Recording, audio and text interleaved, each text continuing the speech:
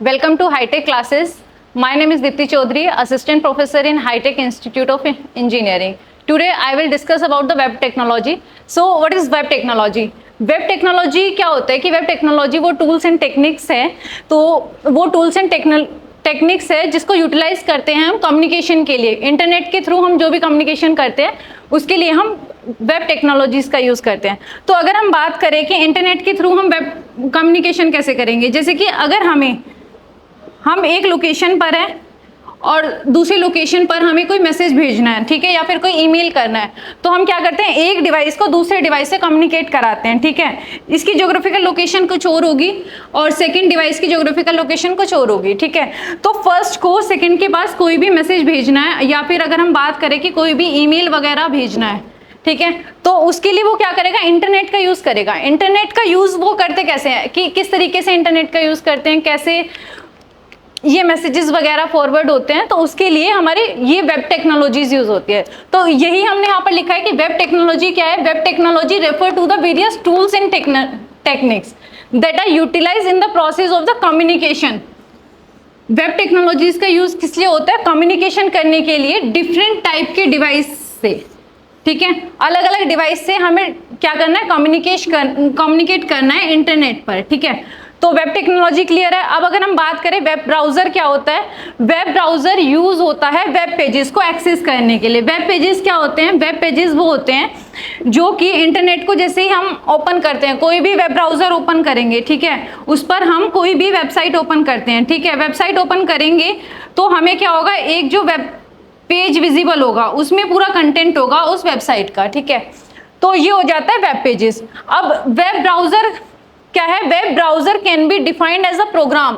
Web browser क्या किस लिए यूज होता है, ये वेब पेजेस को एक्सेस करने के लिए होता है और वेब ब्राउजर को हम डिफाइन कर सकते हैं एज अ प्रोग्राम। प्रोग्राम कैसा प्रोग्राम, वो होगा जो कि डिस्प्ले कराता है टेक्स्ट को, डेटा को, पिक्चर को, एनिमेशंस, वीडियोस, मतलब इंटरनेट पर जो भी कंटेंट डला हुआ होता है वो कंटेंट कुछ भी हो सकता है, ठीक है, जैसे कि text, data, audio, video, animation, कुछ भी वो डॉक्यूमेंट हो सकता है।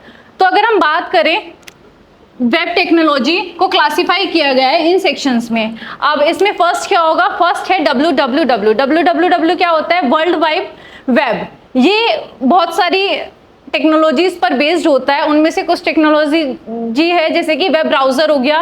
नेक्स्ट है HTML means hyper text markup language जो होती है, जो कि फ्रंट एंड पर यूज की जाती है। जैसे ही वेब टेक्नोलॉजी की हम बात करते हैं तो वेब टेक्नोलॉजी से आता है कि जहां पर वेबसाइट्स वगैरह क्रिएट होती है, या फिर अगर हम बोल सकते हैं कि वेब एप्लीकेशंस क्रिएट होती है, ठीक है, ये सब किसके लिए होता है, यहाँ पर हम वेब टेक्नोलॉजीज यूज करेंगे।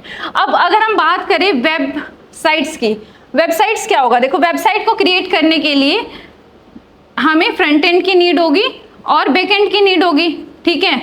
तो फ्रंट एंड में क्या होता है, फ्रंट एंड पहले अगर हम बात करें फ्रंट एंड क्या होता है, फ्रंट एंड होता है अगर वो पार्ट वेबसाइट का जिससे यूजर डायरेक्टली इंटरेक्ट कर सकता है। और बैकएंड क्या होता है, बैकएंड होता है जो यूजर के इंटरेक्शन में नहीं होता है, जो बैक में काम करता है, मतलब कि अगर हम बात करें वेबसाइट के बैक पेजेस पर काम करता है, ठीक है। अब इसको क्या है कि ये फॉलोइंग सेक्शंस में क्लासिफाई की गई है। फर्स्ट था हमारा www। नेक्स्ट है हमारा वेब ब्राउजर, जैसे कि मैंने यहाँ पर बताया, वेब ब्राउजर वेब पेज को एक्सेस करने के लिए होता है और ये एक प्रोग्राम होता है। तो यही सेम चीज मैंने यहाँ पर लिखी है कि वेब ब्राउजर क्या है, एप्लीकेशन सॉफ्टवेयर है जो कि www को एक्सप्लोर करता है। कि अगर हम कोई भी वेबसाइट पर जाकर या फिर किसी भी वेब पेज पर जाकर कोई भी चीज सर्च करेंगे तो हम क्या करते हैं, www डॉट देन वेबसाइट का नेम देन .com या फिर डॉट जो भी होगा org वगैरह हम यहाँ पर सर्च करते हैं। तो वेब ब्राउजर क्या करता है, वेब ब्राउजर एप्लीकेशन सॉफ्टवेयर है जो www को एक्सप्लोर करता है। ये क्या करता है, ये हमें एक इंटरफेस प्रोवाइड करता है। वेब ब्राउजर इंटरफेस प्रोवाइड करता है किसके बीच में, सर्वर के और क्लाइंट के बीच में, सर्वर एंड द क्लाइंट, और रिक्वेस्ट करता है सर्वर से रिक्वेस्ट करेगा जो भी क्लाइंट को डॉक्यूमेंट चाहिए होगा। जैसे कि अगर हम बात करें,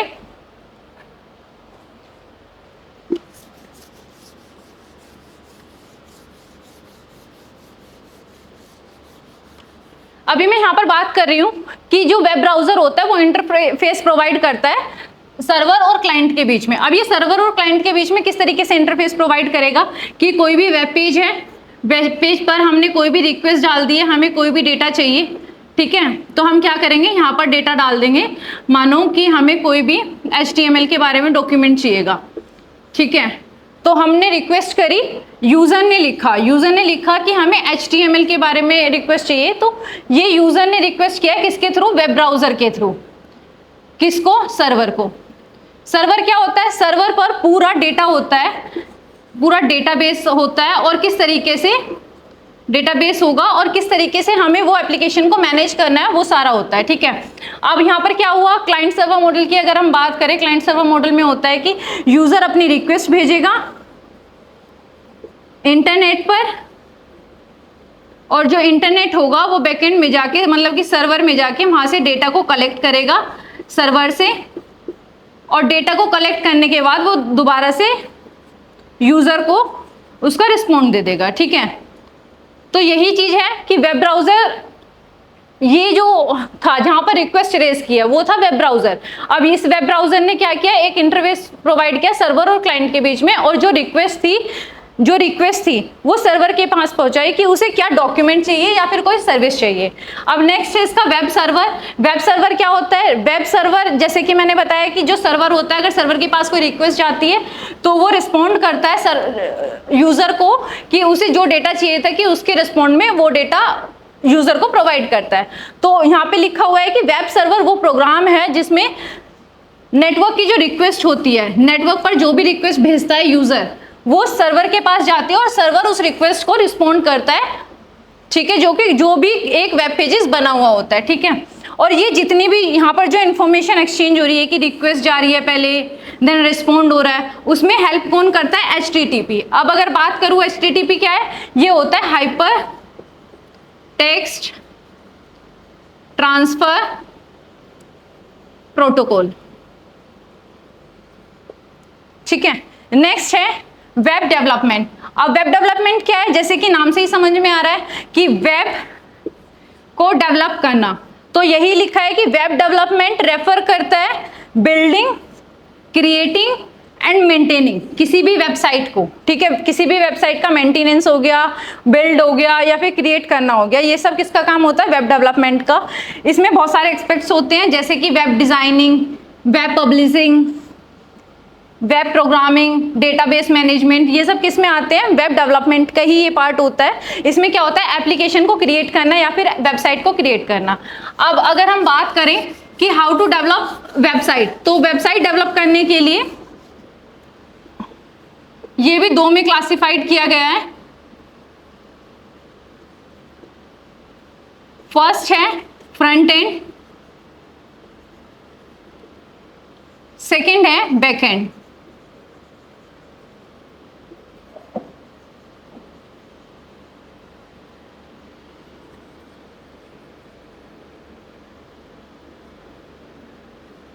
फ्रंट एंड डेवलपमेंट क्या होता है, फ्रंट एंड डेवलपमेंट वो पार्ट होता है वेबसाइट का जिससे यूजर डायरेक्टली इंटरेक्ट करता है वेबसाइट से, यूजर डायरेक्टली इंटरेक्ट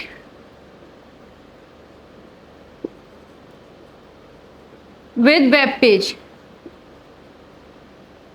ठीक है। फ्रंट एंड पे हो जाता है वो पार्ट वेब पेज का, वेब ब्राउजर का, कि जिससे यूजर डायरेक्टली इंटरेक्ट करेगा। और बैक एंड डेवलपमेंट क्या होता है, बैक एंड डेवलपमेंट में होता है कि how to manage the web page, ठीक है, कि वेब पेज को कैसे मैनेज करना है, वो किस तरीके से मैनेज हो रहा है पेज, या फिर उसमें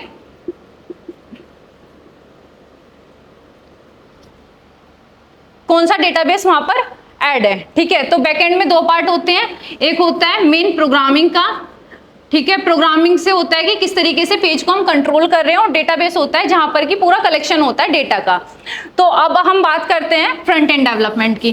फ्रंट एंड के लिए हमें तीन चीजों की मेनली रिक्वायरमेंट होती है। फर्स्ट है हमारी HTML, नेक्स्ट है CSS, ठीक है। तो अगर हम बात करें, हम अभी नॉर्मली ओवरव्यू पर बात कर लेते हैं। HTML होता है हमारा hyper text markup language,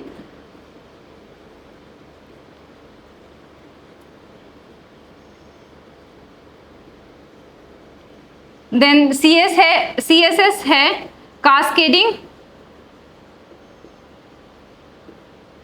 style sheet, ठीक है। अब ये HTML क्या है? Hyper text markup language. ये वो लैंग्वेज होती है जो कि अगर हम बात करें कि ये बहुत ही सिंपल लैंग्वेज है, ठीक है। इसमें इसको लिखने के लिए बेसिक स्ट्रक्चर की अगर हम बात करें तो बेसिक स्ट्रक्चर इसका क्या होता है कि स्टार्ट होता है ये डॉक टाइप HTML से ये स्टार्ट होगा। देन क्या होगा, HTML से स्टार्ट होके HTML पर ही खत्म होगा। प्रोग्राम जो हम लिखेंगे स्टार्टिंग में क्या होता है, डॉक टाइप HTML हम लिखते हैं। ये डॉक टाइप HTML लिखने का क्या मतलब होता है कि ये जो डॉक्यूमेंट है ये किस टाइप का डॉक्यूमेंट है, ये कौन सी लैंग्वेज है, तो यहाँ पर ये बता देता है कि ये डॉक्यूमेंट का जो टाइप होगा वो HTML है।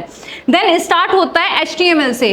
अब हमने यहाँ पर बता दिया कि स्टार्ट होगा HTML से और ये एंड भी होगा HTML से ही। तो ये क्या है इसका, HTML से स्टार्ट होगा देन एंड भी होगा HTML से। तो फर्स्टली अगर हम बात करें HTML ये हमें एक सिर्फ स्ट्रक्चर प्रोवाइड करता है। HTML स्ट्रक्चर प्रोवाइड करता है कि जो भी हमारी वेबसाइट होगी या फिर जो भी हमारा वेब पेज होगा वो किस तरीके से हमें दिखेगा। जैसे कि अगर मैं नॉर्मली बात करूं कि ह्यूमन बॉडी है, ह्यूमन का जो स्ट्रक्चर होगा, ठीक है, जो स्केलेटन है हम पूरा, तो वो क्या करता है, वो उसने एक हमें स्ट्रक्चर दे दिया कि ये हमारा स्ट्रक्चर है। उस पर जो भी स्टाइलिंग होती है कि हमारी जो आंखें बनी हुई हैं या फिर ईयर्स वगैरह, जितना भी हमारा ये बॉडी पार्ट डिजाइन किया हुआ है वो अगर हम बात करें ये किया गया है CSS की हेल्प से। CSS ने क्या किया है, इसने स्टाइलिंग दी है। तो HTML मेनली स्ट्रक्चर के लिए होता है। इसका सिंटेक्स की अगर हम बात करें तो डॉक टाइप HTML स्टार्टिंग में लिखा जाएगा, देन HTML। अब अगर मैंने ह्यूमन बॉडी की बात कर ही दी है तो ह्यूमन बॉडी होगी, स्ट्रक्चर के लिए हमने क्या किया, HTML लिख दिया। देन जैसे ह्यूमन में क्या होता है कि हेड पार्ट अलग होता है और बॉडी पार्ट अलग होता है, तो उसी तरीके से इसमें होता है कि पहले क्या होगा, हेड स्टार्ट होगा, हेड स्टार्ट हो रहा है तो हेड ही पहले खत्म हो रहा है तो हेड ही पहले क्लोज हो जाएगा, ठीक है। उसके बाद क्या होगा कि बॉडी स्टार्ट होगी और HTML से पहले क्या होगा, बॉडी क्लोज हो जाएगी।